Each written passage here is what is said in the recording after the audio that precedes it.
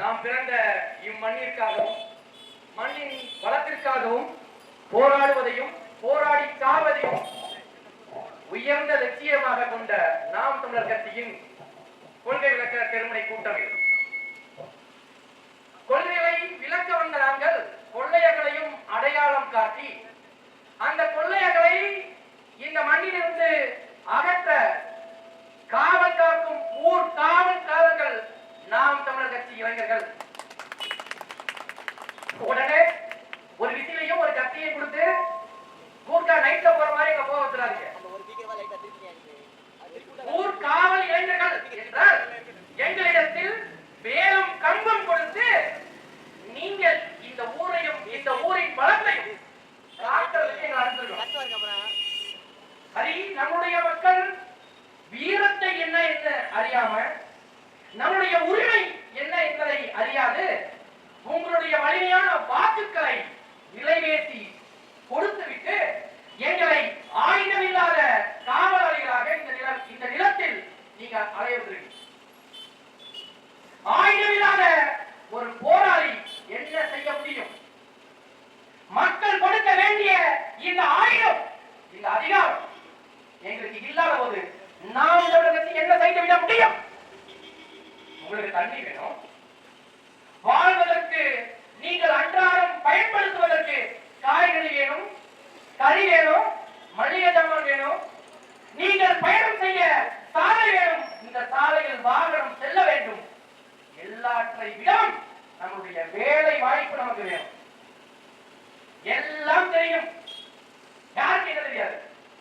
இன்னாவற்றில் இருக்கிற என் குடி மக்களுக்கு தெரியாது நம்முடைய தேவை என்ன அப்படின்னு. உலகம் அறிந்தது அனைவருடைய மானத்தை காத்த நம்ம சின்னாலவட்டி மக்களுக்கு தெரியாதா? எது மானம், எது உரிமை, எது நம்முடைய பிறப்புரிமையே தெரியாதா? நாம நெஞ்ச சேலையை கட்டி பதட்டா பெருமையோடு வாழ்ற இந்த உலகத்தில் இருக்கிற அத்தனை பெண்கள் அறியும் நம்முடைய உழைப்பு. ஆனா என்ன ஒரே ஒரு குறைபாடுன்னா, உழைத்து வாழ்ந்த இந்த குடிமக்கள் தங்களுடைய உழைப்பில் இருந்து பெற வேண்டிய அதிகாரத்தையும் வருமானத்தையும் ஒரே ஒரு கட்சிகிட்ட போய் அடமானம் வச்சுட்டோமேன்றதுதான். ஒரே ஒரு கட்சிகிட்ட. உடனே நாம் தமிழர் கட்சி ஒரே ஒரு கட்சியை மட்டும் எதிர்த்து சொல்லுவாங்க.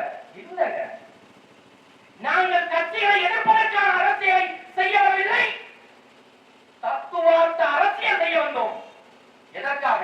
நாம் இழந்த உரிமையையும் நாம் பெற வேண்டிய நம்முடைய வளங்களையும் பேசுவதற்கும் அதை அடைவதற்குமான போராட்டம் தான் நாம் தமிழர் கட்சி. திமுக நீங்கள் பெரியசாமியா எங்களுக்கு எதிரி?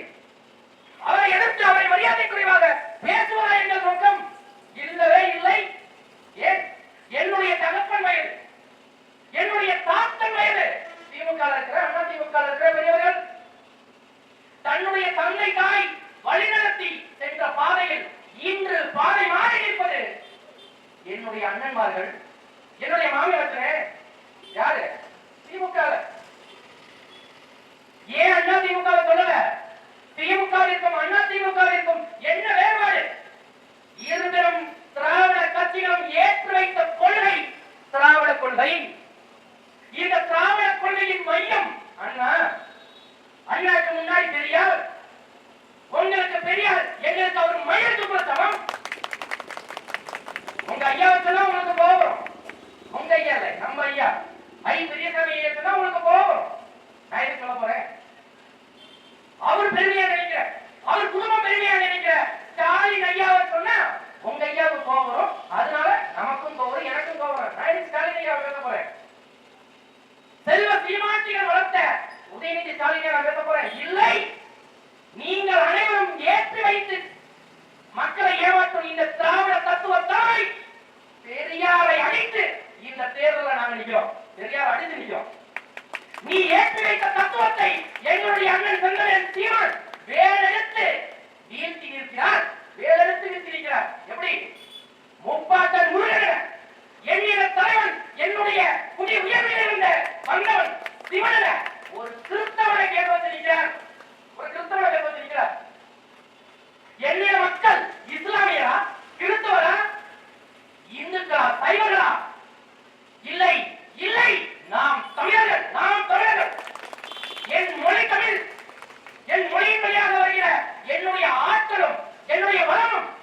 நம்மளுடைய அடையாளம்.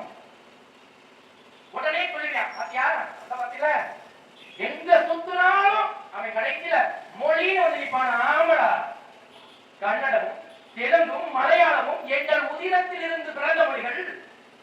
தமிழை தாய்மொழியாக கொண்ட தமிழை நாங்கள் உயர்த்தி பிடிக்க எங்களுடன் இணைந்து நிற்பது கன்னடர்களும் தெலுங்கர்களும் மலையாளிகளும் எங்களிடத்தில் இணைந்து நிற்கிறார்கள். ஏன் மொழியை நீக்க, தங்களுடைய தாய்மொழியை நீக்க நாங்கள் அனைவரும் திராவிடர்கள் இல்லை தமிழர்கள் என்று இணைந்து இருக்கிறோம். ஏன் ஏன் உன்னுடைய திராவிட தத்துவத்தை அடியோடு ஒழிக்க, நீ ஏற்று வைத்த தலைவன் பெரியாரை மண்ணில் புதைக்க நாங்கள் தமிழர்களாக இருந்திருக்கிறோம். என்ன மாறிடும்? பெரியாரை பத்தி பேச என்ன மாறிடும்? நாம் பெரியாராக மாறுவோம். ஏன் உன்னுடைய சிந்தனையில் இருந்த இறையியலை, அது இருந்த நம்முடைய வாழ்வியலை அழித்தது திமுக. ஏன் வேலெடுத்திய முதலை கொண்டாங்க? ஏன் காவல் எடுத்து ஆடுற? ஏன் சிவன் முழுக்கை ஆட்டி வேலேந்தி நின்றார்? சூடாயுதம் ஏந்தி ஏன் நின்றார்? சொல்லிருக்கோம்ல. இத சொன்ன உடனே பாத்தீங்கல்ல, நாங்க எல்லாம் சொல்லும் போது நீங்க நம்பவே இல்லை. இங்க போறது இல்லதாவோட வீட்டீங்க பேசுறாம, இந்த முறையில பேசுறாம, இவன் பாரதிய ஜனதாவுடைய வீட்டீங்க சொல்லுவாங்க. இந்த திராவிட கட்சிகள் அவங்களுக்கு தெளிவா சொல்றோம், நீங்கள் தமிழ்நாட்டை நம்புவது போல குமரி கண்டத்தை நம்ப வேண்டும்.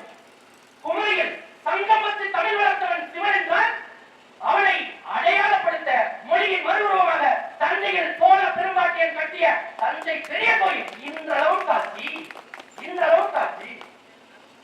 இருந்தாலும் நீ என்ன சொல்லுவ? எங்கடா இல்ல இல்ல இல்ல அப்படின்னு சொல்லவே இல்ல. அதற்கு நாங்களும் சொல்கிறோம், நாங்கள் இந்துக்கள் இல்லை, நாங்கள் சைவர்கள். எங்களுடைய தலைவன் சிவன் என்றால் அந்த சிவனை தெய்வமாக ஏற்றி பிடித்த நாங்கள் உயிரென கருதும் பிரபாகரன் வழிவந்தவர்கள். பிரபாகரன் வழிவந்தவர்கள் ஏன் பிரபாகரன் வழிவந்தவர்கள்? ராவண பெரும்பாட்டன் தாங்கி வளர்த்த அந்த ஈழ தேசத்து மகன் நாங்கள், ஈழ தேசத்து மகன்கள் நாங்கள். நீ ராவண தூக்கிக்கிட்டு இந்த நிலத்தில் நீ அரசியல் செய்யும் பாரதிய ஜனதாவை 10 தலை ராவணனாக மாறி எதிர்த்து நிற்பது நாம் தமிழர், நாம் தமிழர். யாரை பிஜேபி சொல்ற? மனித குல எதிரி பாரதிய ஜனதா. எங்கள் மண்ணில் நாங்கள் சொல்றோம், எங்க அண்ணன் சொன்னத நாங்க மறுபடியும் சொல்றோம், மனித குல எதிரி பாரதிய ஜனதா. அதை எதிர்க்கிறதுக்கு ஒரே திராணி செம்பு, நாம் தமிழர். ஸ்டாலின் சொல்லுவார, உங்களுக்கு நினைவு இருக்கணும், நம்முடைய காந்தி கிராமத்துல மதிப்புக்குரிய பிரதம மந்திரி யாரு? மோடி வந்தார் எங்க காந்தி கிராமத்துக்கு. நீங்க பெருமையா கருத திராவிட தலைவன் ஸ்டாலின் ஐயா வெள்ளக்கொடி பிடிக்காத கொடையா வெள்ள கொடையில நின்னாரு. வெள்ள கொடையில ஏன் ஸ்டாலின் ஐயாவுக்கு மோடியோட கொடை தேவை, அதுக்காக வெள்ள கொடையில நின்னாரு உங்களுடைய தலைவன். நாங்கள் எந்த இடத்தில் நின்றோம்?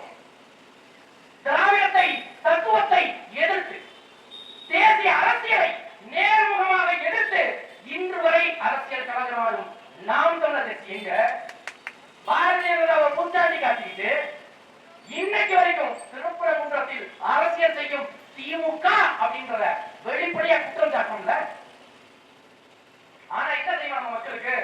இந்த பையன் பக்கத்துல இருந்த பஞ்சமட்டியில இருந்து வந்து சின்னாலப்பட்டியில சொல்லிடுறான், திருப்பரங்குன்றத்துல பஞ்சாயத்துல வேணாம், நம்பாத, ஏத்துக்காத. பெருமாள் கோயில் பட்டியல என்ன பிரச்சனை?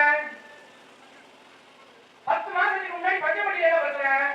முன்னாடி நீங்க நாங்க என்னை காணொலி எடுத்து பரப்பிய பாரதிய ஜனதா திமுக 2க்கு முன்னாடி நான் நேராக சொல்றேன், 2 ஊர்லையும் பிளவுபடுத்துறது திமுகவோட பிரதிநிதிகள், பாரதிய ஜனதாவோட பிரதிநிதிகள். பெரிய சமயம் சம்பந்தம் சத்தியத்தை சொல்றேன், நானே சாட்சி சொல்றேன். பெரிய சாமி ஐயாவுக்கு இது தெரியாது, ஆனா அவங்க கட்சியில் இருக்கிற அத்தனை பயனுக்கும் தெரியும். செய்யறது திமுக, துணை நீக்கிறது பாரதிய ஜனதா. என்ன செய்யலாம் தெரியுமா? உன்னுடைய இன உணர்வை எடுக்க முடியல, உன்னுடைய மொழி உணர்வை எழுப்ப முடியல.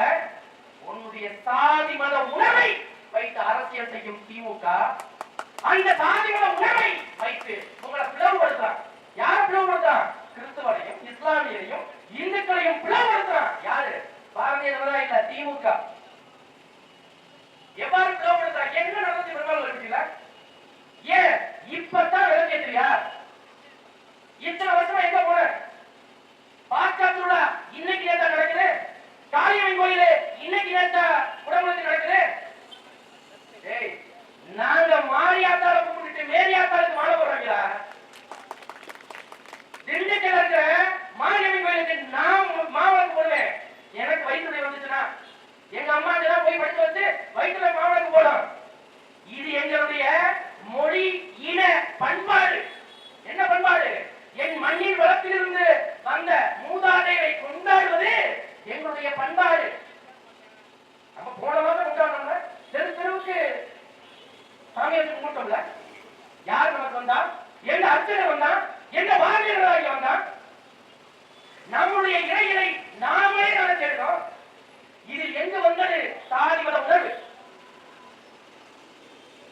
எவ்வாறு நம்மை பிளவுபடுத்தி அரசியல் செய்யலாம்? சரி, இதெல்லாம் விடு. உன்னுடைய எந்த இடத்திலிருந்து சொல்லவா? நம்ம ஊர் பிரச்சனை, சின்ன பிரச்சனை, சாயப்பட்ட பிரச்சனை, நடுமுறையில் வர வேண்டிய அந்த சுத்திகரிப்பு நிலையத்தை வேற இடத்துக்கு மாற்றணும்னு சொல்றாங்க. அதைய ஐபிஎஸ் செஞ்சுதரை சொல்லிட்டாங்கன்னு சொல்லி மக்கள் போராட்டம், நடுப்பட்டியில் இருக்கிற ராமநாதபுரத்தில் இருக்கிற நம்முடைய மக்கள் போராட்டம், விவசாயிகள் போராட்டம், அந்த போராட்டத்தை முன்னின்று நடத்துவதாக பாரதிய ஏமாத்துறாங்க.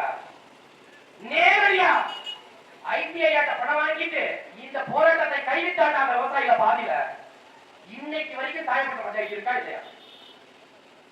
என்ன செய்யும்?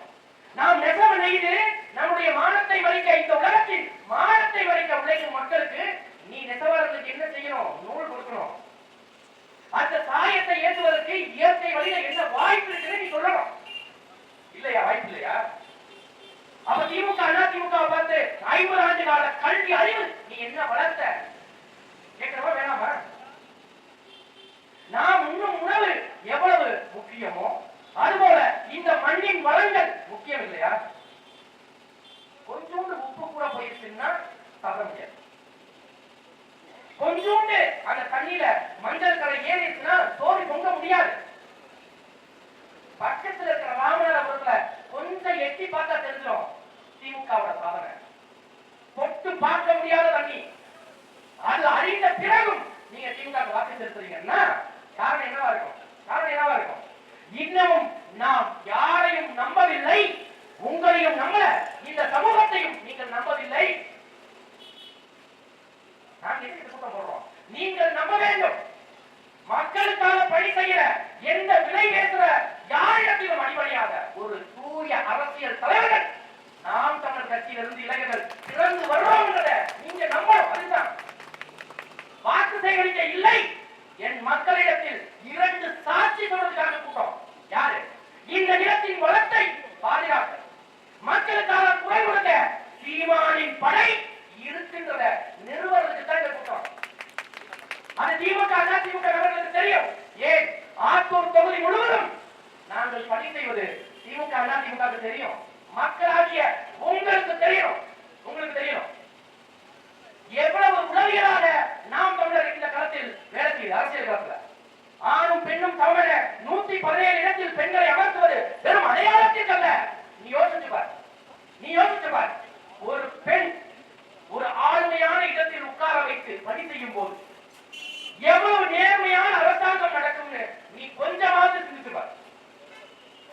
எப்படி சிந்திச்சு பார்க்கணும்? என்னுடைய தாய் தந்தைய என்னை எப்படி வளர்த்தாங்கன்னு நீ சிந்திக்கிறது உண்மைன்னா, நம்முடைய பெண் பிள்ளைகள் நம்முடைய நலத்திற்கும் இந்த நாட்டின் நலத்திற்கும் உழைக்கிறாங்கன்றத நம்புறது நீ உண்மைன்னா, நீ நாம் தமிழர்ல 117 பேர் பெண்கள் போட்டியிருக்காங்கன்னா உளவியலாக இந்த சமூகத்தில் பெண் உரிமையை தூக்கி பிடிப்பது யாருன்னு உனக்கு தெரியும். பெண் உரிமையை தூக்கி பிடிக்கிறது யாருன்னு உனக்கு தெரியும். எதற்காக பெண் உரிமையை தூக்கி பிடிக்கணும்? இந்த சமூகம் சீர்கேடு இல்லாத ஒரு மாற்று சமூகம் படைக்க பெண்கள் மாறி அரசியல் களத்திற்கு வரணும். ஒரு மாறி அரசியல் களத்திற்கு வரும்போதுதான் ஒவ்வொரு துறையிலும் ஒவ்வொரு பெண் தங்கள் நிலத்தையும் வளத்தையும் பாதுகாக்க அரசியல் செய்வாங்க. தங்களுடைய சிந்தனை வீட்டில் இல்லை, இந்த சமூகத்தில் இருக்கிற வெளியில வருவாங்க. அதற்காகத்தான் அவர்களுக்கான ஆட்சி அதிகாரத்திற்கான பங்கு. இவ்வளவு உளவியல் சிந்தனையில் மாறி நின்ற நாம் எதை வைத்து இந்த அரசியலை நாங்கள் செய்யறோம்? வேளாண்மையை முன்னிறுத்தி அரசியல் செய்யறோம்.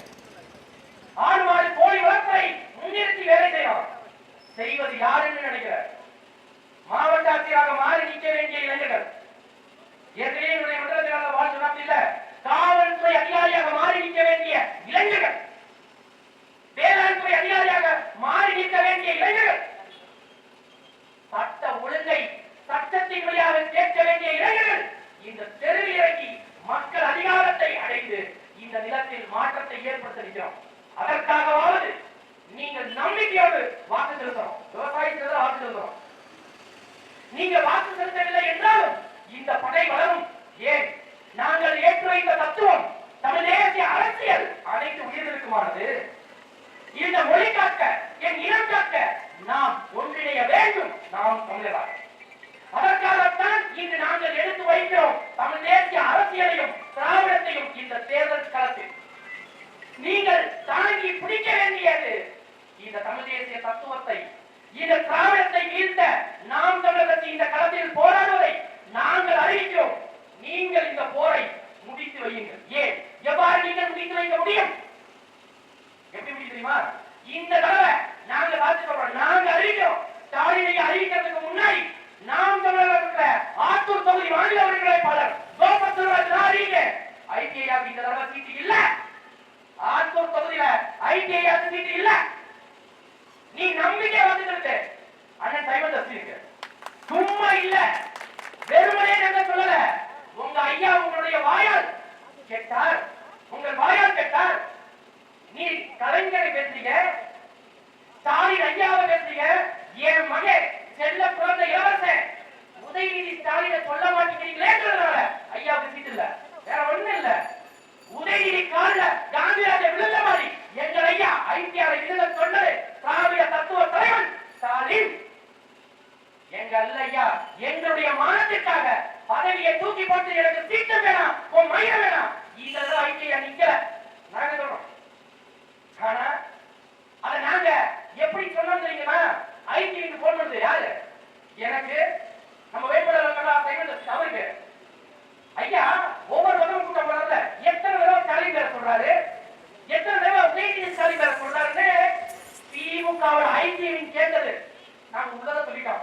நம்ம வேட்பாளருக்கு எந்த பகையும் இல்ல, இந்த மனிதன் நேர்மையா இருக்கிற பேர்ல உதயநிதி பேரை எங்க ஐயா சொல்லவே இல்லைன்னு சொல்லிட்டாருல.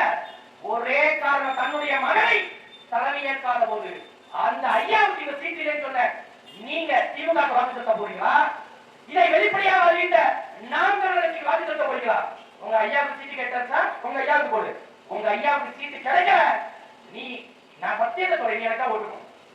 இந்த ஒரே வழி, ஒரே வழி. நான் சொல்றது உண்மையா? நான் சொல்றது போட்டு போடு. சத்தமா? நன்றி.